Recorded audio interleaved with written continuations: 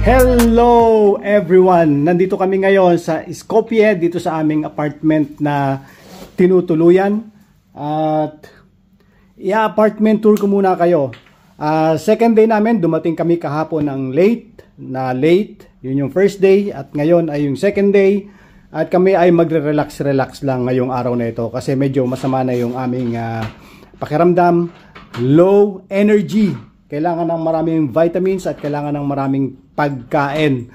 Kaya yun ang gagawin namin ngayon. For the meantime, hindi pa kami lumalabas at itutur ko muna kayo dito sa apartment naming tinutuluyan. Kung gusto ninyong, kung kayo ay pupunta rito at gusto ninyo malaman kung saan magandang mag-stay. Ito yung aming apartment. So, hindi bago yung building. Makikita nyo. Wala ring elevator. So kung may dala kayong malalaking luggage, ay baka mahirapan kayo. Second floor. Ayan yung apartment. Ayan, tinan nyo naman, lumang-luma ang labas. May nagbabakbak pa yung mga pintura at saka yung pasada na semento. Lumang-luma siya, pero napakalapit niya sa stations. At ito yung paligid niya. Malinis naman. Medyo luma pero malinis. Pero ito pa, kainan doon, kainan dyan, ang daming kainan dito sa paligid lang ng apartment. Ang daming tindahan. So hindi kayo magugutom, wala kayong poproblemahin. So ito yung entrance niya, ito yung pintuan. Matibay, kita nyo. Metal lang mga frame. Ayan. At sweater. Hindi ko alam kung sweater to. Pero tinan nyo naman yung mga locks. Talagang pangbangko. Para kang nasa bolt. Yan. Okay, so pagpasok nyo ay ganito lang siya. Napaka-simple. Sa left ay merong hangiran ng jacket at lagayan ng mga sapatos. And then dito yung banyo. Ayan. Ito yung banyo niya. May maliit na washing machine, top loading kung gusto niyo maglaba. Hindi rin bago yung banyo. Pero malinis naman. Medyo may amoy ng konti pero acceptable. At yung salon, merong TV na maliit, about siguro 43 inch yan. At ito yung salon niya. Okay, maganda yung flooring, kahoy, at may fridge, may kitchenette. At ito yung view sa salon. Wala kayo masyadong makikita. Pero sinasabi ko sa inyo, best location. Best location, yun yung importante sa lahat. May magandang drawing dito. Hindi yan painting, isa yung printed. At ito yung kanyang kwarto. Maganda yung size ng kama. Queen size. Maganda yung cushion. Sarap higaan. Maganda yung cabinet. Hindi namin kailangan ng cabinet. Ang importante sa amin, kama talaga. At ganito lang siya. Maganda yung size niya, malaki yung size niya. I don't think na importante yung size. Ang importante yung tulugan at malinis na bahay. At yung view ng salon ay yun din ang view ng kwarto.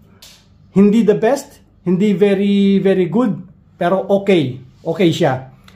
At ang the best thing dito sa apartment na tinuluyan namin ay location. Kasi in between siya, 14 minutes walk from the central station kung saan yung importante. Yun yung kasi yung access Yun yung access ng inyong destinations kung saan ninyo gustong magpunta. And then, I think about 10 minutes to 14 minutes to the city center. So, 15 minutes walk pabalik sa central station kung gusto nyong lumabas na nitong city. At 15 minutes walk to city center. So, importante yon sa amin. Yan yung apartment na tinutuluyan namin. At few meters away, may malaking mall. Ayan o.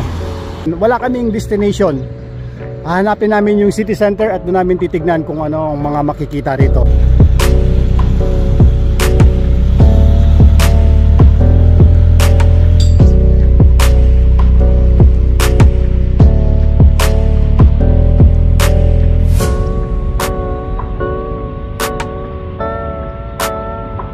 makikita ninyo dito sa city na under development. Napakaraming structures na dinidevelop, napakaraming bagay na kailangan pa nilang i-develop.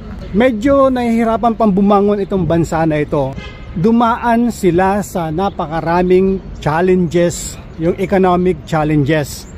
Una, noong around 1960, nung nagkaroon dito ng massive earthquake, no, na halos na flattened itong buong Skopje. At nung panahon na yon, nahirapan silang bumangon. Kung mapapansin niyo, no, yung mga buses nila rito ay double decker. Wala kayo sa London. Okay? Yun yung mga public transportation na i-donate ng UK dito sa bansang ito during the massive earthquake. Wala din sila ngayong rail transport system. Bakit kamo? Kasi nagkaroon sila ng yun nga economic challenges at nahirapan sila sa pag-maintain ng kanilang railway system. Yung mass public transport nila nahirapan silang i-maintain. And then nung panahon ng COVID ay na-intensified yung kanilang challenges. So wala silang choice kung hindi isara at i-close down yung kanilang mass public transport. Yun na nga, yung train. So kung pupunta kayo dito, wala talaga kayong ibang choice kung hindi mag-bus galing sa mga bordering countries. At dito sa loob ng city ay wala rin silang tram, wala silang train, wala silang metro, puro buses lang ang kanilang public transport.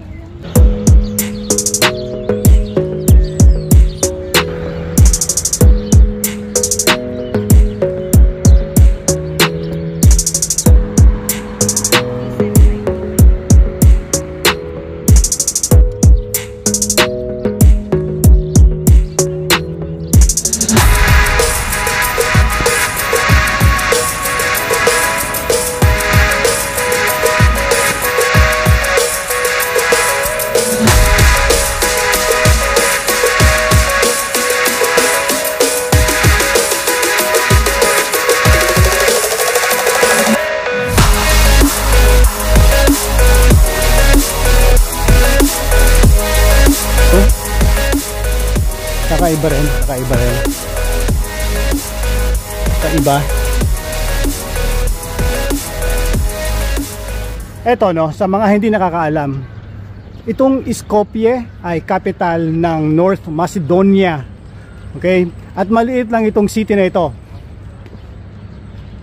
Ang population nitong Skopje ay 500,000. At ang total population nitong North Macedonia ay 1.8 million lang. Napakaliit nila. Accessible itong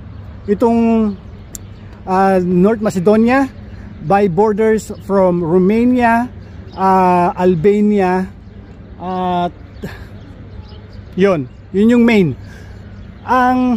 At Kosovo. Ang kanilang religion dito ay 60% Christian Orthodox, 30% Muslims, and yung rest ay mix na. Dalawa ang kanilang ginagamit na language dito, isang Macedonian at saka Albanian. Sinasabi ko sa inyo, underrated itong Skopje. Bihira nyo marinig ito. Bihira ang mga Pilipinong nagpupunta rito, nagtutour, bumibisita, at napakakonti rin ng kanilang tourist. Kasi nga, hindi sila masyadong popular. Napaka-underrated. Napakaganda. Tignan nyo naman. Kakaiba rin itong city na ito. Kakaiba rin yung vibes niya. Napakaraming statue. Yung ganyan, yung mga tao. Ang dami talaga. Amazing, ang dami. Kahit saan ako lumingon, may statue ng tao. Ang dami. Tignan mo, lahat ng bridge na dinaanan namin, Ang daming ganyan. Tingnan mo dun sa taas na yun. Ewan ko nakikita ninyo. Ayun dun.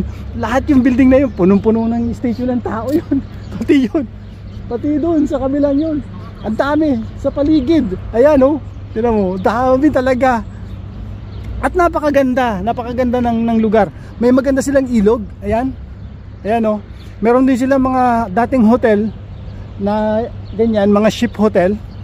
Na nandoon pa, meron pa doon. Yun nga lang, hindi na talaga nila na-maintain, so nag-close down na dahil nga yun sa kanilang economic challenge.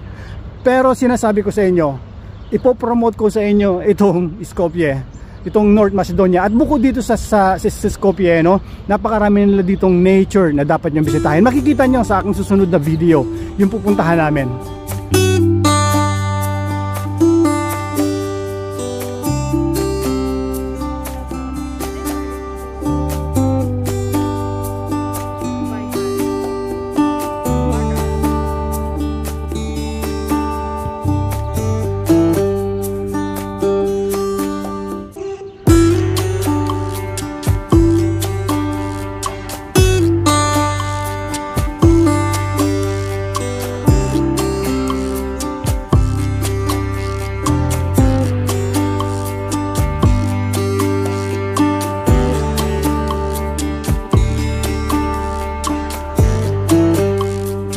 Sayang kasi kung hindi sila nagkaroon ng economic challenge, napakaraming access by borders na galing sa Kosovo, Greece, Turkey, no, through Bulgaria,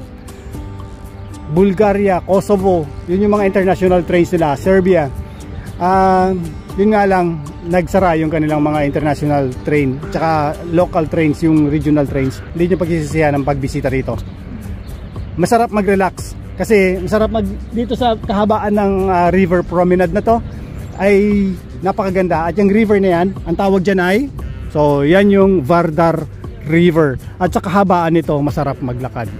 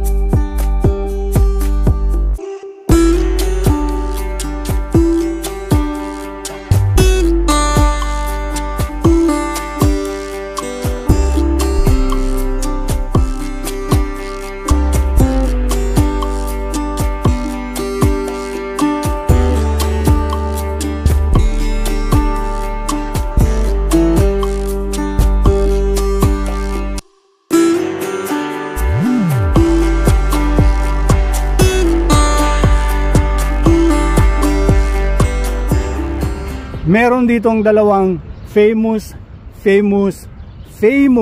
na tao na famous din sa mga Pilipino. Si Mother Teresa at saka si Alexander the Great. Malamang kilala ninyo yung dalawang yon. Nandun yung statue ni Alexander the Great, yung North Macedonian famous square. Yun ang famous na pasyalan dito sa North Macedonia, dito sa Skopje. At itong nasa likuran ko ay yung memorial ni Mother Teresa. Kung ikaw ay follower ni Mother Teresa, dapat nyong bisitahin itong kanyang memorial dito na malapit lang sa Macedonian Square. Nandyan lang siya, about few meters away. Ituturo ko sa inyo kung nasaan. So, few meters walk lang. So makikita nyo itong kanyang monument dito at yan yung kanyang memorial. Itong building na yan, yung bahay na yan. Okay, nandito lang yan sa kanilang walking street, shopping street dito. Ayan, yan. Ito ay kanilang walking shopping street. At doon sa dulo ay yung Macedonian Square, kung saan matatagpuan si Alexander the Great. Yung nakikita ninyong statue na yon ay si Alexander the Great. Ito na yung kanilang famous square dito. Ito yung tinatawag na Macedonian Square. At napaka-famous nito. At sa kabilang side na yon ng ilog, yon sa kabila na yon ay isa siyang fortress. At yun ang kanilang flag. Maganda ang history ng kanilang flag, pero medyo masakit ang history nitong bansang ito. Dati around 1992 to 1995, hindi ganyan ang kanilang flag. Ang kanilang flag ay Virginia Sun. Pero around 1992-1995 ay kinontest iyon ng Greece dahil ayaw nilang gamitin yon ng North Macedonia dahil yun daw ay nagko-connect sa ancient Macedonia at saka Greece. At hindi siya pinayagan sa United Nations, kaya napilitan itong bansa na ito nung mid-90s na palitan ng yan na nga, yung sun na may 8 na rays, na ang ibig sabihin ay New Sun of Liberty.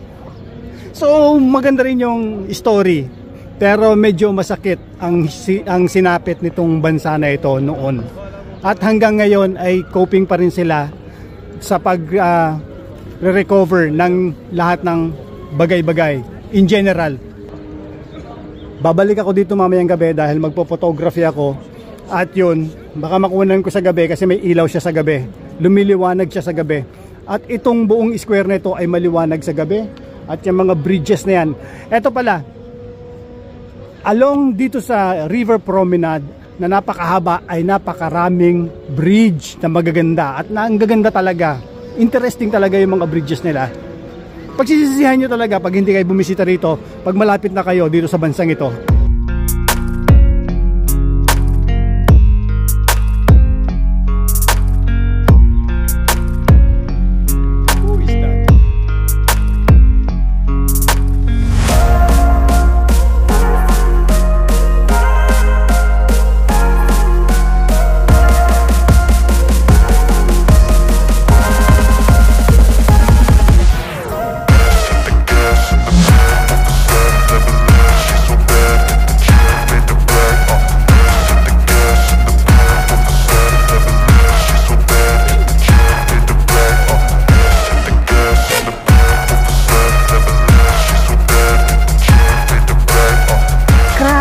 Grabe, alam nyo ba, no? Alam nyo ba, ito, totoo ito ah.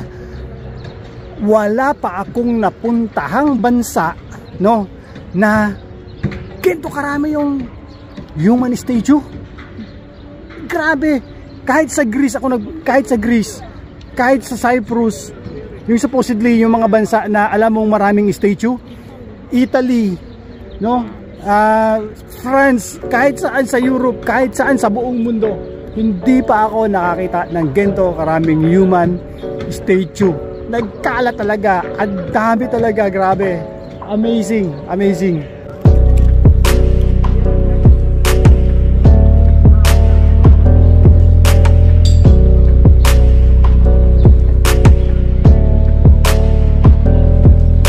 Laki!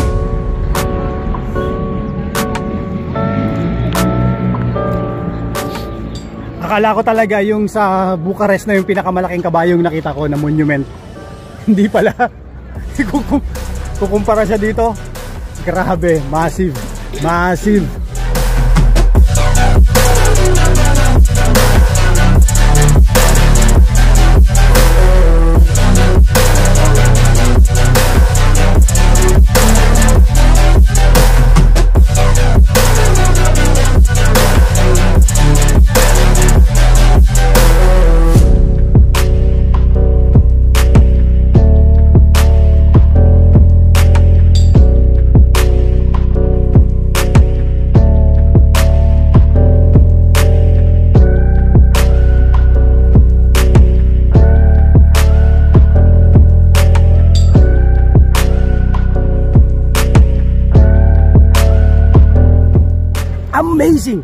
Amazing sa dami ng statue rito. Grabe.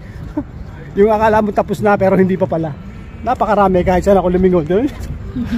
Pupuntahan namin ngayon yung kanilang Old Bazaar dito dahil isa rin yun sa magandang pasyalan. Nandiyan lang siya sa unahan ng kaunti. Doon.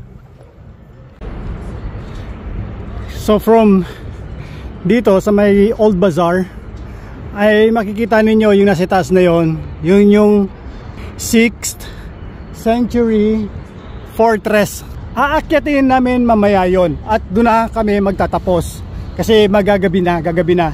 At mamayang gabi wala na akong gagawin kung hindi tatry kong mag-photography dito sa may mga bridge kasi napakaganda niya sa gabi. May mga tinignan akong pictures, nag-search ako sa internet na maganda ang kulay sa gabi. So babalik pa kami, baka uwi pa kami ng apartment dito at magpo-photography ako mamaya para makapag-produce naman ako ng magandang photos para sa aking Instagram. Abangan nyo, i-follow nyo ako sa Instagram. Maganda rin tong kanilang Old Bazaar. Kakaiba din.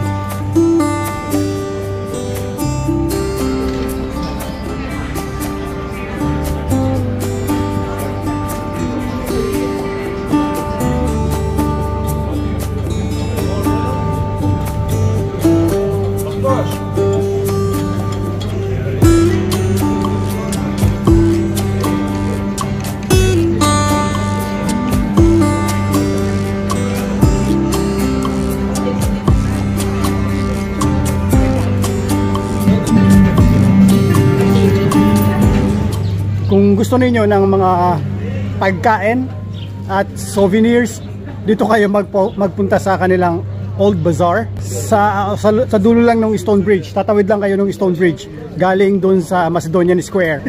Akala namin isang street lang, hindi pala, madami-dami pala siyang lakarin at kailangan nyo ng mga ilang oras dito para makaikot dito sa kanilang Old Bazaar. Meron akong feeling na ito ay kagaya ng may same feeling nung nandoon kami sa anong ulit yun? Mushtar. So pareho kasi sila ng architecture, pareho ng ambience, and then pareho yung mga stores, mga kainan, at I think pareho sila ng influence. Kaya yung Ottoman influence, kaya ganun yung feelings. Magkapareho sila. Ang daming kainan, tignan nyo. Ang dami. So parehong-pareho talaga siya dun sa Mustar, except magkaiba sila ng ilog kasi mas maganda yung ilog dun sa Mustar, mas malinis, mas maganda. Okay, today we living Macedonia and Albania. How many Albanians here? 50%. 50% Albanians. 50. Okay. So that's why the language is Macedonian and Albanians. The language here. Yes, Albanese and Macedonian. Yes. Okay. So 2 million population and 50% Albanians. Mjetita, nije nga Shkupi, do Bardem, do Prodoti, do Strata Qashja. Thank you Yes. very much. You have to visit Skopje because this is the most underrated. The best star, the Old Bazaar. The best in the world. And the most underrated city. Take Nane, take my sister. Handmade. Nana. Take. Can I take Nana? Yeah, I speak Turkish, my sister. You like, take. You like, my sister, take one more here. No problem. No problem. Very wonderful man. Yeah, normal. This is here the man good. We put Vigor. chai. Yeah, chai Yes. is mean. My friend, they bring me from Morocco. Ah, Morocco. Moroccan meal. Original. That's why. No, Morocco. Yeah. Good. You know me? Yes. Hello. Ang ganda talaga, para ako nasa Mustar. Bisitahin niyo talaga to.